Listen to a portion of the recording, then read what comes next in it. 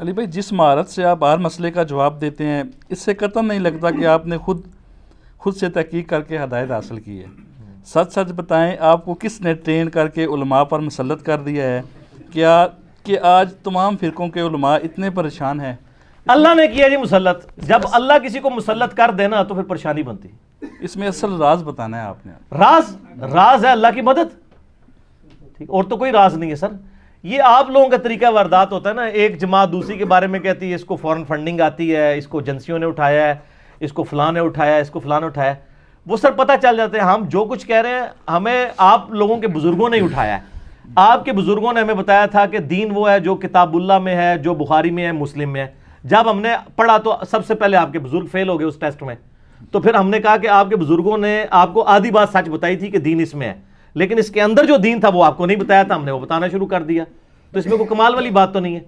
باقی یہ رہا کہ ظاہر ہے کہ ایک دن کی محنت تو نہیں ہے۔ میں یعنی 92 میں نے میٹرک کیا، 94 میں ایف ایس سی، تو آج آپ سمجھ لیں تقریباً 25-30 سال ہو گئے میں یعنی کتابیں پڑھتا ہوں، اور ظاہر ہے ایک دن کا نالج تو نہیں ہے، پھر کمپیریٹیو اسٹڈی بھی کرتا ہوں، اور یعنی میں تعصب سے پاک ہوں۔ میں کسی ایک ٹاپک کے اوپر بھی جب تحقیق کرنا شروع کرتا ہوں نا، تو تمام مکاتب فکر کی کتابیں ان کے علماء کو پڑھتا ہوں، پھر خود بھی کتاب و سنت دیکھ کے تو آپٹیمل سولوشن پہ پہنچتا ہوں۔ حیات النبی پہ آپ میرا 2 گھنٹے کا مسئلہ نمبر 5 دیکھیں، اس کی شروع میں نے بتایا کہ ایک سمجھ لیں پوری اسائنمنٹ تھی حیات النبی کے اوپر۔ دنیا میں جتنی بڑی بڑی کتابیں لکھی گئی ہیں نا مکاتب فکر کی، 400-500 صفحوں کی کتابیں، وہ میں نے ساری پڑھی، نوٹس بنائے، پھر کمپیریٹیو اسٹڈی کر کے میں نے لیکچر 2 گھنٹے کا ریکارڈ کروایا۔ تو آپ بھی تعصب سے باہر نکلیں، آپ سب کو سننا شروع کر دیں، آپ کا علم بھی اس لیول پہ آ جائے گا۔ باقی رہا سپیکنگ پاور، ظاہر ہے کہ میں 92-93 سے ہی چونکہ درس و تدریس سے وابستہ ہوں تو سپیکنگ پاور آ جاتی ہے۔ کوئی لانچ نہیں کسی نے کیا سر، بے فکر ہیں آپ۔ اگر مجھے کسی نے لانچ کیا ہوتا نا تو میں آپ کو انگریزوں کے زمانے میں لکھی ہوئی کتابوں کے حوالے دے رہا ہوتا، بخاری مسلم کے تو نہ دے رہا ہوتا۔ اب آپ اپنے اپنے بزرگوں اور اپنے علماء کو دیکھیں کہ وہ جمعے کی تقریریں کن کتابوں سے کر رہے ہیں، وہ کن کن کتابوں سے درس دے رہے ہیں، وہ مولویوں کی کتابوں سے درس دے رہے ہیں جو مولوی انگریزوں کے دور کے ہیں۔ میں یہ نہیں کہہ رہا انگریزوں کے پٹھوں ہیں، یہ نہیں میں کہہ رہا، میں اپنے الفاظ کنٹرول استعمال کر رہا ہوں۔ یہ اس وقت ہوں گا جب آپ مجھے کہیں گے، پھر میں کہوں گا پٹھوں تو وہ ہے جو انگریزوں کے دور میں کتاب لکھ رہا ہے، اور جو 1200 سال پہلے کتابیں لکھی گئی ہیں جن کو سنی مانتے آ رہے ہیں شروع سے، ان کے حوالے دے رہا ہے، تو سر وہ تو بخاری مسلم کے ایجنٹ ہے، تو ہم امام بخاری امام مسلم کے ایجنٹ ہیں، ٹھیک ہے۔ اور چھوڑا کس نے؟ اللہ نے۔ کیوں چھوڑا ہے؟ اس لیے چھوڑا ہے کہ ظاہر ہے کہ جب بھی کوئی عروج آتا ہے تو اس کو زوال آنا چاہیے۔ تھوڑا آپ لوگوں نے یعنی امت کے ساتھ کیا ہے اور اس دین کا جنازہ نکالا ہے، جس شے نو چھیڑو دے اختلاف نکلتا ہے۔ من لوگ کہتے ہیں یار اختلافی موضوع، میں کہتا ہوں جی اتفاقی موضوع آپ بتائیں نا کون سا ہے۔ آپ عقیدے سے شروع کر دیں نا، آپ کہتے ہیں توحید میں مسلمان ایک ہے، توحید میں صرف اتنا ہی ایک ہے جتنا ہندو ایک مانتے ہیں اللہ کو، اس میں آپ توحید فی ذات میں آ جائیں، فی صفات میں آ جائیں تو آپ دیکھیں کتنے اختلافات موجود ہیں۔ ابھی تک مسلمان یہ نہیں طے کر پائے کہ اللہ تعالیٰ عرش پہ ہے یا ہمارے ساتھ ہے۔ تسی کہہ رہے ہو کہ توحید بھی سادہ ہے۔ ایک کہتا ہے جی آپ اللہ کو عرش پہ مانیں گے تو اس کو محدود کر دیں گے، دیوبند بریلویوں کا یہ کہنا ہے، وہ اہل حدیث کو کہتے ہیں یہ کافر ہے کیونکہ اللہ کو محدود مانتے ہیں، اللہ تعالیٰ محدود ہے۔ دوسرے اہل حدیث کہتے ہیں اللہ تعالیٰ قرآن میں عرش کے اوپر ہے، اور یہ دیوبندی بریلوی کہتے ہیں ہمارے ساتھ ہے، یہ تو وحدت الوجود رکھتے ہیں، یہ کافر ہے۔ سر یہ میں آپ کو تھریٹیکل باتیں نہیں بتا رہا، یہ پریکٹیکل باتیں ہیں۔ توحید پہ ایک نہیں ہے، نبی علیہ السلام کی ذات پہ آ جائیں تو آپ اس میں تو بے شمار، آپ حیات النبی کا عقیدہ، پھر حاضر و ناظر کا عقیدہ، علم غیب کا عقیدہ، اعمال میں آ جائے تو ماشاءاللہ نماز کے طریقوں میں فرق، ہر چیز میں فرق ہے، ٹھیک ہے نا۔ تو کاش میں کسی ایسی دنیا کا باشندہ ہوتا جہاں پہ یہ مسائل نہ ہوتے تو مجھے بھی نہ بولنا پڑتا۔ تو اب بول رہے ہیں تو آپ عزم کریں اس کو۔ جس دن میں نے کسی انگریز کی کتاب کا حوالہ دیا نا آپ کو، تو آپ پھر مجھ پہ اعتراض کیجیے گا۔ اگر کتاب و سنت آپ کے بابوں نے آپ کو بتائی لیکن اس کے اندر کیا لکھا ہے وہ نہیں بتایا، تو سر اپنے بزرگوں کو روئیں نا، مجھے کیوں روتے ہیں؟ میرا تو کوئی قصور نہیں ہے۔ وہ کہتا ہے جی وہ بزرگوں کی ڈھونڈ ڈھونڈ کے غلطیاں نکالتے ہیں۔ اور ایک بندے نے مجھے لکھا، وہ میرا کلپ بھی یوٹیوب پہ چڑھا ہوا ہے، انجینئر محمد علی مرزا گندی مکھی، یہ ہم نے ٹائٹل بنایا اس کے اوپر، لیکن مکھی ساتھ شہد کی بنائی تھی۔ اچھا، تو وہ کہتا ہے جی دیکھیں جی جیسے گندی مکھی گند پہ بیٹھتی ہے نا، یہ ہر جگہ گند پہ بیٹھتا ہے۔ تو میں نے اس میں ایک جملہ بولا تھا کہ اگر میں گندی مکھی ہوں اور گند پہ بیٹھتا ہوں تو یہ گند پھیلایا کس نے ہے؟ یہ بھی تھوڑی جرت کر کے بتائیں نا۔ میں گند کو کہتے ہیں ہمارے بزرگوں کی غلطیاں پکڑتا ہے، گند پہ بیٹھتا ہے، تو آپ یہ کہیں کہ ہمارے بزرگوں نے گند کیا تھا, اس گند پہ بیٹھ کے اس نے صفائی کر کے ہمارے فالوورز کو بتایا کہ آپ کے بزرگ یہ گند کر کے گئے ہیں, تو یہ جرت کریں نا یہ کہنے کی, تو سر پبلک پھر خود ہی مانے گی یار تو بڑا اچھا کام کیا, صفائی کی ہے. یہ وہ گندی بکی ہے جس نے آپ کے بزرگوں کا گند صاف کیا ہے, اور الحمدللہ اب شاید آپ کو کتاب و سنت کی شکل میں بتایا جا رہا ہے. الحمدللہ. علی بھائی, آپ دوسرے سٹیز میں لیکچر دینے کے لیے کیوں نہیں جاتے, نہ ہی ٹی وی چینل پر آتے ہیں, نہ ہی کسی کانفرنس میں شریک ہوتے ہیں, آخر اس کی وجہ کیا ہے؟ میں نے پہلے بھی اس کے اوپر کافی دفعہ ڈسکشن کی ہے کہ اس کی ضرورت کوئی نہیں ہے. ٹی وی چینلز کی کیا اوقات ہے آج کے زمانے میں؟ لوگ ٹی وی چینلز کب دیکھتے ہیں؟ وہ چیزیں بھی یوٹیوب پہ سرچ کر کے دیکھ رہے ہوتے ہیں. اس کا بڑا آسان طریقہ ہے. آج شاہ زیب خانزادہ کے ساتھ جیو پہ ایک فیوریٹ پروگرام ہے میرا جو میں دیکھتا ہوں.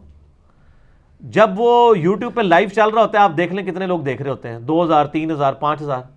لیکن جب وہ چڑھتا ہے تو 1-2 دن میں 70-80 ہزار لوگ دیکھ لیتے ہیں. پھر اس وقت آپ فارغ ہیں نہیں ہیں. یوٹیوب تو آپ کو فریڈم دیتی ہے جس وقت بھی. پرانے زمانے میں یہ ہوتا تھا کہ نہ ویڈیو ریکارڈنگ ہوتی تھی, نہ اس کی اویلیبلٹی ہوتی تھی, تو لوگ دوسرے گاؤں میں, ایک گاؤں سے دوسرے گاؤں مولوی بلاتے تھے کہ جی آج فلاں مولانا صاحب آ رہے ہیں, ان کو سننے جانا ہے. سر آپ کو مولانا کو اپنے گھر خود بلا لینا, آپ یوٹیوب پہ لکھیں تو ہم سامنے آ جائیں کہ کیا حکم ہے میرے آقا. ٹھیک ہے, تو ضرورت نہیں ہے مجھے, یعنی ساری بڑی بڑی کانفرنسز میں بتاتا نہیں ہوں, ضرورت نہیں ہے بتانے کی. اس کی ضرورت, کانفرنسز میں جو مجھے لوگ بلا رہے ہیں وہ کیوں بلا رہے ہیں کہ انہوں نے یوٹیوب پہ آلریڈی مجھے دیکھا ہے, تو میرا فیم کا ذریعہ تو آلریڈی یوٹیوب ہے, اس کی وجہ سے انہوں نے مجبور ہوئے ہیں. تو میں پھر معذرت کر لیتا ہوں کہ ضرورت کوئی نہیں ہے. وہاں جا کے میں نے کیا گین کرنا ہے؟ یا تو مجھے پھر وہ بات کرنا دیں کہ جو آپ پھر سننے کا حوصلہ رکھتے ہیں. کوئی دنیا کا فورم, کوئی کانفرنس مجھے یہ کہتے ہیں نہیں میں کسی محفل میلاد پہ چلا جاؤں, تو سر میں میلاد پہ جا کے وہاں کیا کچھ بیان کروں گا؟ یہ مجھے پھر بتائیں گے یہ بیان کریں, یہ نہ کریں, تو سر وہ میں تو نہیں کر سکتا. میں نے جو کچھ بیان کرنا ہے وہ تو یوٹیوب پہ بیان کیا جا سکتا ہے. اور اگر میں میٹھی میٹھی باتیں کر کے ادھورا دین, منافقانہ دین پیش کروں گا, میں اپنے ضمیر کا بھی مجرم ہوں, اللہ کے حضور بھی مجرم ہوں. اسلام میں صرف نیکی کا حکم نہیں ہے, برائی سے روکنا بھی ہے. محرم پہ آج تک کسی ایسے اسکالر کو بلایا گیا جو آ کے ماتم کو کنڈیم کر دے ٹی وی پہ؟ تو سر مجھے آپ کہہ رہے ہیں میں ٹی وی پہ جا کے محرم میں جا کے فضائل حسین بیان کروں؟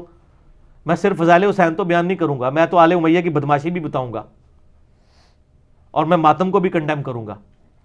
میں ربیع الاول شریف میں اگر ٹی وی پہ جاؤں گا تو صرف نبی علیہ السلام کی شان نہیں بیان کروں گا, بلکہ میلاد کے اوپر جو خرافات ہو رہی ہیں وہ بھی بیان کروں گا. اور میں یہ بھی بتاؤں گا کہ علماء دیوبند جو آج بریلویوں کو جن چیزوں پہ بدعتی کہہ رہے ہیں, ان کے اپنے بزرگ جو یہ سارے کام کرتے تھے. وہ میرا ایک کلپ چڑھا ہے نا, آپ دیکھیں نا, الموند المفنس سے میں نے وہ سارے حوالے پیش کیے ہیں میلاد کے اوپر. تو سر یہ کڑوی باتیں کون سن سکتا ہے؟ اس لیے ہمیں ضرورت ہی نہیں ہے. پھر دوسری ہمیں معاف رکھیں کیونکہ ہمارے پاس کوئی چندہ بک نہیں ہے, ہماری کوئی پارٹی نہیں ہے, ہم بینیفیشری کسی کے لیے نہیں ہے. لوگوں کی تو جماعتیں ہوتی ہیں, اسٹریٹ پاور ہوتی ہے, ان کو لوگ کانفرنسز میں بلاتے ہیں کہ ان کے فالوور نکل آئیں گے. ہمارے کبھی نہیں نکلیں گے, ہم آواز بھی لگائیں تو نہیں نکلیں گے, کیونکہ ہم نے ان کو اتنی پکی آواز لگائی ہے کہ نہیں نکلنا. آپ نے سینہ و سینہ دعوت کرنی ہے, سافٹ طریقے سے بات پہنچانی ہے. ٹھیک ہے, اسٹریٹ پاور کے ذریعے کوئی تبدیلی نہیں آئے گی. بڑے بڑے لوگوں نے کوشش کی ہے, الٹیمیٹلی انجام دیکھنے کیا ہے, دیے سے دیا جلائیں اور کولڈ وار ون کریں. آج سر کولڈ وار ون ہے نا, اللہ کے فضل سے آپ یوٹیوب پہ جا کے کوئی ٹاپک لکھیں, آپ صرف یوٹیوب پہ لکھیں داڑھی کی لمبائی, تو دیکھ لیں کس کے کلپ سب سے زیادہ لوگوں نے دیکھا ہوا ہے. آپ یزید لکھ دیں, آپ حسین لکھ دیں, آپ حضرت معاویہ لکھ دیں رضی اللہ تعالیٰ عنہ, آپ 12 ربیع الاول میلاد لکھ دیں, تو اس پہ تو سب سے زیادہ ویڈیو ڈاکٹر طارق قادری صاحب کی کھلنی چاہیے ویورشپ میں, میری کھلیں گی. اور پھر یہ لوگ کہہ رہے ہوتے ہیں وہ اس لیے کھلتی ہیں کہ یہ بڑی چٹخارے دار باتیں کرتا ہے تو لوگ سن لیتے ہیں. سر آپ کر کے دیکھ لیں, اتنا ہی آسان ہے کہ کوئی بندہ بھی یوٹیوب پہ ویڈیو چلا دے, اس کو ویورشپ مل جاتی ہے. کچھ ہوتا ہے تو ملتی ہے نا, لوگ گالیاں دے کے بھی چڑھا رہے ہوتے ہیں, اس طرح نہیں ویورشپ ملتی. جب کوئی یہ سمجھتا ہے کہ جس طرح لوگ جو ٹگے بن کے ساڑھے پیچھے لگے نا, ادھر پیچھے بھی لگ گئے نا, سر نہ, ادھر تو ایک ایک باریکی دیکھی جا رہی ہوتی ہے. میں حدیث کا ریفرنس اگر نمبرنگ میں بھی فرق آ جائے تو ای میلیں آنا شروع ہو جاتی ہیں. اپنے مولویوں کے آگے تو یہ ایسے وہ بدھو بن کے بیٹھے ہوئے ہیں کہ ان کی تو سٹوریاں بھی سن لیتے ہیں. ہم صرف حوالے میں اگر نمبر آگے پیچھے ہو جائے, وہ بھی ان کے, ہمارا الحمدللہ صحیح نکلتا ہے زیادہ تر, تو وہ ای میل کھڑکا دیتے ہیں اس نمبر پہ تو حدیث ہی نہیں ہے. اور دوسرے بابے جو حدیثیں بیان کر رہے ہوتے ہیں وہ دنیا کی کسی کتاب میں نہیں ہوتی, ان کو کوئی نہیں پوچھتا. ویسے بات بھی صحیح ہے, کیسے پوچھے ان کو, ان کا نہ کوئی رابطہ نمبر ہوتا ہے، اور رابطہ نمبر ہوگا تو ایک بار ہی رابطہ ہوگا، اگلی بار آپ گستاخ ڈکلیئر ہو جائیں گے۔ آج کوئی بڑے مجمع میں پوچھ سکتا ہے؟ یہ آپ کو علماء حضرت عمر فاروق رضی اللہ تعالیٰ عنہ کی جب یوم شہادت آتا ہے نا، تو آپ کو نا سارے ممبروں پہ، بریلوی، دیوبندی، اہل حدیث، تینوں ممبروں پہ یہ واقعہ آپ کو سنائیں گے کہ جی حضرت عمر کو بڑے مجمع میں سلمان فارسی نے کھڑے ہو کے کہا کہ حضرت آپ کا قد تو بڑا لمبا ہے، یہ آپ نے کرتا لباس کیسے سلوا لیا ہے؟ مال غنیمت میں تو ساروں کو ایک ایک چادر ملی تھی، آپ کی ایک چادر میں تو کپڑے بنتے نہیں ہے، آپ نے کیسے اپنا سوٹ سلوا لیا ہے؟ جب تک آپ یہ کلیریفیکیشن نہیں دیں گے ہم آپ کی بات ہی نہیں سنیں گے۔ تو حضرت عمر نے کہا میرا بیٹا جواب دے گا۔ عبداللہ بن عمر نے کہا کہ میں نے اپنے حصے کی چادر اپنے والد کو ڈونیٹ کی اور انہوں نے لباس یہ بات کی۔ تو حضرت سلمان فارسی نے کہا ہاں عمر اب تم بات کرو، تمہاری اطاعت بھی کریں گے، کیونکہ لیڈر کے بارے میں کنفرم ہو گیا کہ 2 نمبر نہیں ہے۔ یہ واقعہ جو مولوی بیان کر رہا ہوتا ہے نا، جیسے ہی وہ ممبر سے اترے نا، آپ صرف اس سے پوچھ لیں کہ حضرت آپ کی تنخواہ تو 10,000 ہے، گاڑی آپ نے کیسے رکھی ہوئی ہے؟ تو انشاءاللہ آپ کا اکرام مسلم کر دے گا، وہ جو 5واں نمبر ہے، چاہے وہ 5-6 نمبر بیان کرنے والا ہوگا، وہ بھی آپ کا اکرام مسلم کر دے گا، اور اس کو کرنے کی ضرورت نہیں پڑے گی۔ اس کے مریدین کہیں گے یہ مفتی صاحب سے طریقہ ہے بات کرنے کا، اس کو پوچھے کہ تیرا مفتی جو ہے وہ حضرت عمر فاروق کی جوتیوں کے برابر نہیں ہے، تو واقعہ بھی وہ بیان کر رہا ہے، تو کیا مجھے حق نہیں ہے کہ میں پوچھوں؟ یہ واقعہ اس لیے بیان کیا تھا نا کہ تو نے یہ جو 10 قسم کے باڈی گارڈ رکھے ہوئے ہیں، تیری تنخواہ تو 10,000 ہے، یہ باڈی گارڈ ایک وقت کا 2 کلو گوشت کھا جاتے ہیں، یہ خرچہ کون اٹھا رہا ہے؟ تو سر ان کو پتا، اچھا وہ اتنا ہے کہ ضمیر اندر سے آواز لگاتا ہے۔ صحیح مسلم میں حدیث ہے، گناہ وہ جو تیرے دل میں کھٹکے اور تو اس بات پہ آر محسوس کرے کہ لوگ مطلع ہو جائیں۔ ان کو پتا ہوتا ہے کہ اگر میں یہ کہہ دیا نا کہ سر یہ جو ہر جمعے میں چندہ ہوتا ہے یہی تو اسی سے تو ہم یہ پال رہے ہیں سارا کچھ، تو یہ بات کرتے ہو ڈرتے ہیں لوگ تو اگلی بار چندہ ہی نہیں دیں گے۔ تو سر آپ جڑے بنے، آپ کہہ دیں کہ آپ کا پیسہ لوٹ کے ہم سب کچھ کر رہے ہیں، سچے بنے، بتا دیں۔ لڑتے کیوں ہیں؟ ناراضگی کیوں کرتے ہیں؟ مریدین کو اشارے کیوں کرتے ہیں؟ بلکہ ہمارے شہزاد بھائی ہے، وہ کہتے نہیں، وہ ایک اہل حدیث کی مسجد میں گئے، انہوں نے مولانا نے کوئی تقریر کی، وہ اوٹ پٹانگ باتیں کر دی، تو وہ جب اترے تو انہوں نے کہا یہ جو آپ نے بات کی ہے کہاں لکھی ہوئی ہے؟ وہ کہتا ہے اس طرح کریں آپ اندر کمرے میں آ جائیں۔ بھائی کمرے نہ کرے جانا مہربانی کر کے۔ اس نے کہا سر تقریر آپ نے باہر کی ہے، جواب اندر دے کے کمرے میں جا کے تقریراں کرتے ہو، مجمع تقریراں کرتے ہو، ممبراں ہوتے ہیں، جواب دینے ایسے کہتے ہو کمرے میں آ جائیں۔ اس میں جو شریف لوگ ہیں وہ کمرے میں اس لیے لے جاتے ہیں کہ تاکہ اتنے لوگوں کے سامنے بےزتی نہ ہو، اور جو بدماش ہوتے ہیں وہ اس لیے لے جاتے ہیں تاکہ آپ کا اکرام مسلم کریں اندر جا کے، اور آپ کو یہ بتائیں کہ آندہ سوال نہ کسی سے کیا جائے۔ اور اب تو میرا خیال ہے جب بھی کوئی مطلب اس طرح کا پوائنٹ آف ویو اٹھاتا ہے نا، ہمیں تو فیڈ بیک ملتی رہتی ہے نا، اگر کسی مسجد میں کوئی ایشو ہوتا ہے نا تو لوگ پوچھتے ہیں کہ سر یہ جو آپ نے بیان کیا ہے، بس صرف اتنا کہہ دیں سر کہ یہ آپ نے جو حدیث بیان کی ہے نا اس کا انٹرنیشنل نمبر بتا دیں، وہ کہنے پتہ لگ گیا کہ اسٹیشن تو بول رہے ہیں، صرف یہ بول لیں، سر آپ صرف یہ بولیں کہ یا سر یہ جو آپ نے بخاری تو یہ بیان ہی نہیں کرتے، یہ تو حدیثیں بھی بیان حدیث کیا ہوتے ہیں، ان کو یہ حدیث کا ریفرنس دیں اور اس کا انٹرنیشنل نمبر بھی بتانا ہے، تو آپ اس کے چہرے سے پڑھ لیں گے، اس کو پتہ لگ جائے گا کہ اسٹیشن تو بول رہے ہیں۔ ان کو پتہ چل رہا ہوتا ہے کہ یہ کہاں سے فیڈ بیک آ رہی ہے۔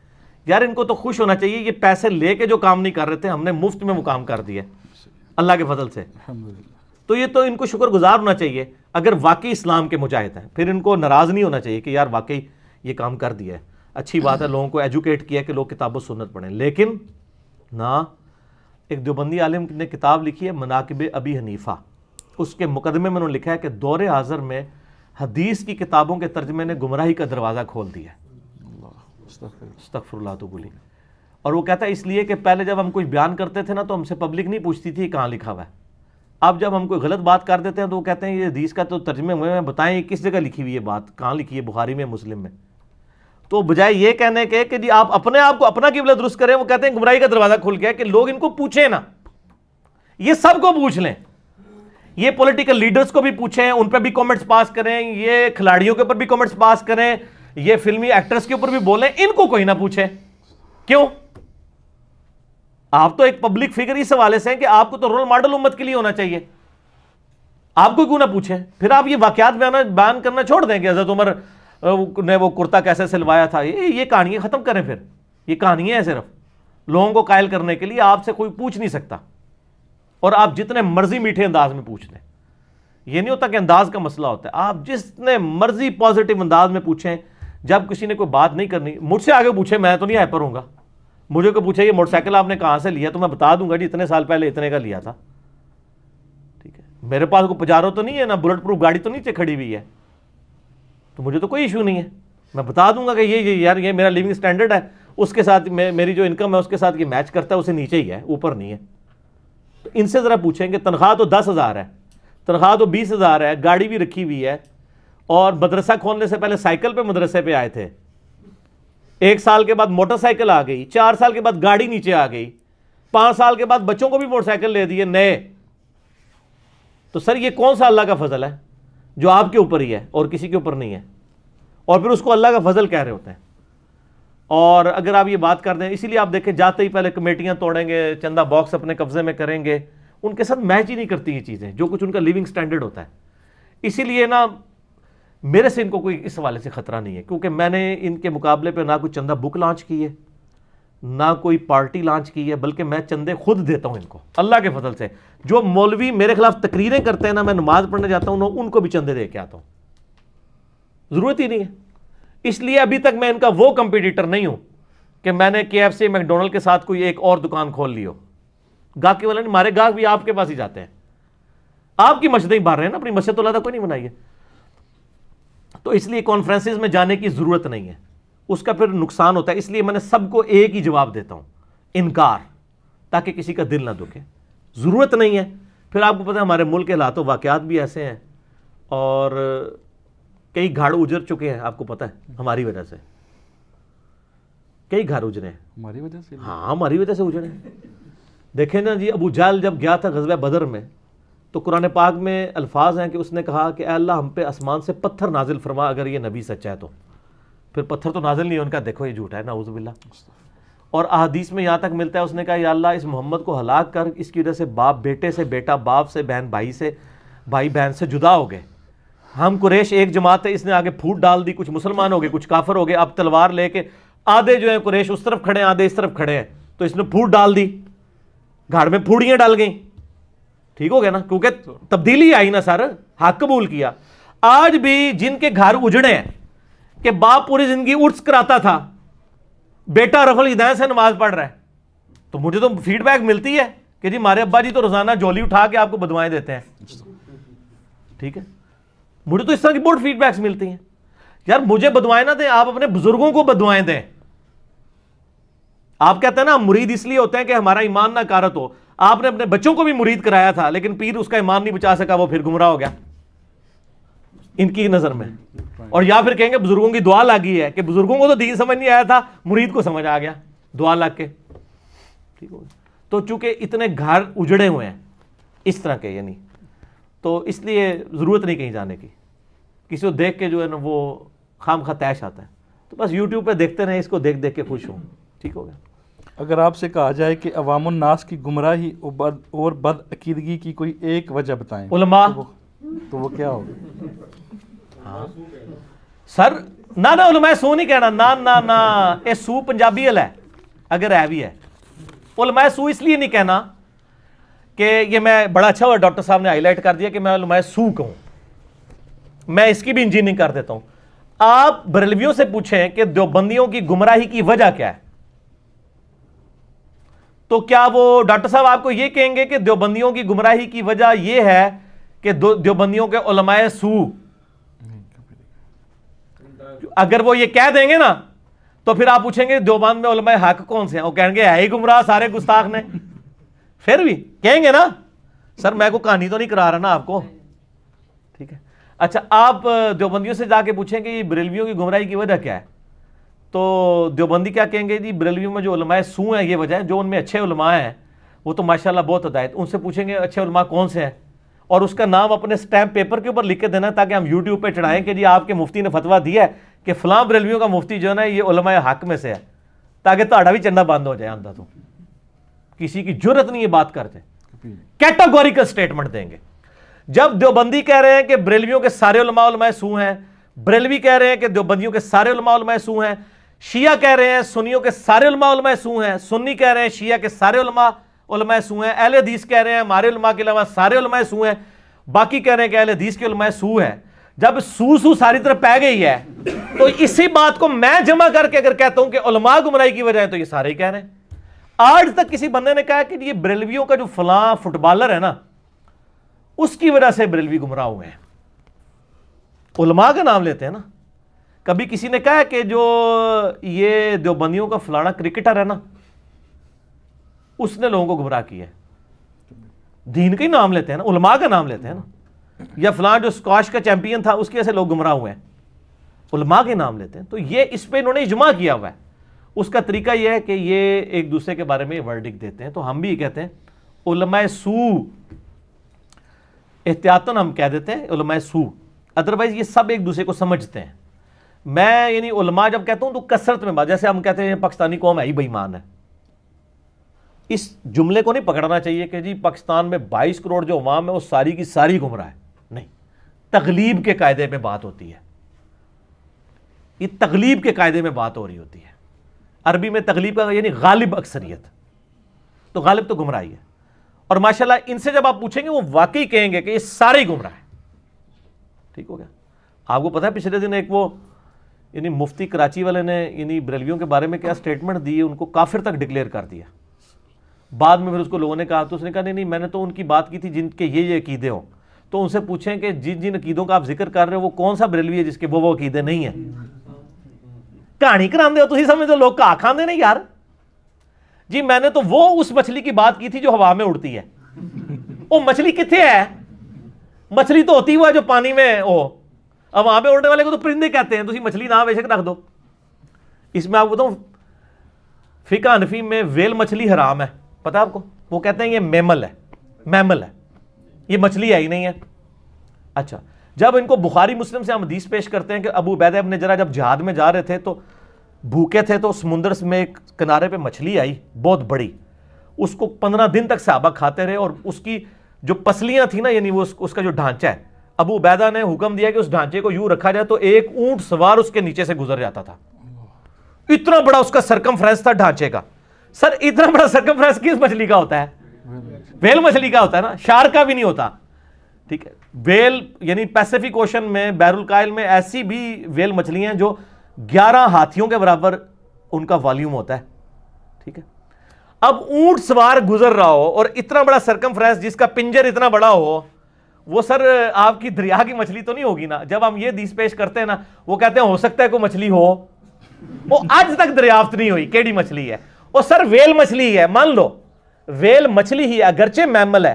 مچھلی کی ڈیفینیشن یہ ہے, قرآن میں آیا کہ سمندر کا مردار تمہارے لیے حلال کر دیا گیا. سمندر کا مردار وہ ہوتا ہے جسے سمندر سے نکال کے خشکی پہ رکھیں تو وہ مر جائے. ویل مچھلی اگر خشکی پہ زندہ رہتی ہے تو وہ مچھلی نہیں ہے. سانپ کو آپ نکالیں نا, سمندری سانپ کو, وہ زندہ رہے گا. کچھوے کو نکالیں وہ زندہ رہے گا. لیکن مچھلی کوئی بھی آپ نکالیں گے نا وہ مر جائے گی. کیکڑا ایون یہ بھی تھوڑی دیر کے بعد مر جاتا ہے, یہ بھی پانی کے بغیر نہیں رہ سکتا. ٹھیک ہو گیا. تو لیکن مگرمچھ باہر بھی زندہ رہتا ہے اندر بھی رہتا ہے. وہ میٹھے پانی کے نمکین, وہ سمندر میں تو نہیں ہوتا. تو اس طرح یہ نا یعنی کہانیاں کرا دیتے ہیں. تو علماء وجہ ہے, اور آپ لوگوں کو خوش کرنے کے لیے میں کہہ دیتا ہوں کہ علماء سو وجہ ہے. جب آپ علماء سو پوچھیں گے پھر مجھے آپ آگے پوچھیں گے سو تو ہمیں پتہ ہے, آپ علماء حق بتائیں. وہ میں بتانے سے جب قاصر ہو جاؤں گا تو میں اینڈ پہ صرف یہی کہوں گا کہ نہ میں وابی نہ میں بابی, میں ہوں مسلم علمی کتابی. علماء حق ہیں الحمدللہ, زندہ ہیں آج تک اپنی کتابوں میں, امام بخاری, امام مسلم. باقیوں کی گارنٹی ہم اس لیے نہیں دیتے کہ باقیوں کے اوپر آپ کا خود ہی اتفاق نہیں ہے. بریلویوں کے بزرگ دیوبندیوں کے گستاخ رسول ہیں, مشرک ہیں, اور جو دیوبندیوں کے بزرگ ہیں وہ بریلویوں کے نزدیک مشرک ہیں. تو یہ آپس میں چونکہ ان کا مقدمہ ہے, ہمارا کوئی لینا دینا نہیں. آپ جائیں سپریم کورٹ میں جا کے اپنی پٹیشن ایک دوسرے پہ فائل کریں, ہمیں معاف رکھیں. ہم مسلمان ہیں, ہم آپ سب کو مسلمان سمجھتے ہیں, آپ کے پیچھے نمازیں پڑھتے ہیں, آپ کو چندے دیتے ہیں, انشاءاللہ آندہ بھی دیتے رہیں گے. اور گارنٹی ہے کہ ہم چندہ اکٹھا نہیں کریں گے, ہمارے حصے کا چندہ بھی آپ کو ہی جائے گا. ٹھیک ہوگا جی. اللہ تعالیٰ سے دعا ہے جو حق بات میں نے کہی اللہ تعالیٰ ہمارے دلوں میں راسخ فرمائے, اور جس بات میں جو میں نے بڑی بڑی کڑوی باتیں کی ہیں ان میں سے جو غلط باتیں ہو گئی ہیں اللہ تعالیٰ ہمارے دلوں سے معاف کر دے, ہمیں معاف بھی کر دے, اور ہمیں کتاب و سنت کی تعلیمات پر عمل کر کے دوسرے بھائیوں تک پہنچانے کی توفیق عطا فرمائے. اور اللہ تعالیٰ ہمیں شیاطین جن اور شیاطین انس کے شر سے بھی محفوظ فرمائے. سبحانک اللہم و بحمدک اشہد ان لا الہ الا انت استغفرک و اتوب الیک وما علینا الا البلاغ المبین. جزاکم اللہ خیر.